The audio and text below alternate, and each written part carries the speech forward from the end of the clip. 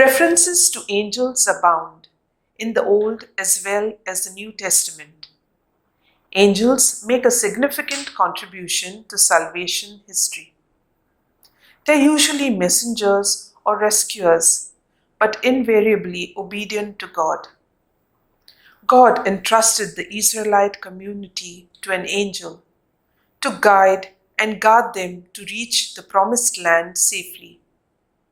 His angels similarly protect us in our daily lives in all our ways. As we celebrate the feast of the guardian angels, I recall some of the innumerable times I have narrowly missed a road accident or been saved from some other mishap.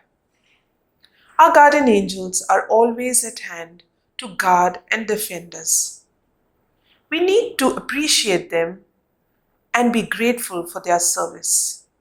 We could also emulate their qualities of fearlessness, innocence, compassion, helpfulness, truthfulness, and steadfast obedience to God.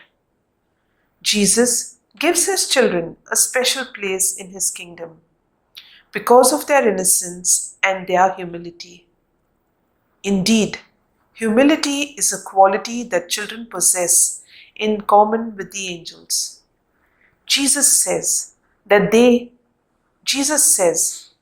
guardian angels of children are special as they continually behold the face of God.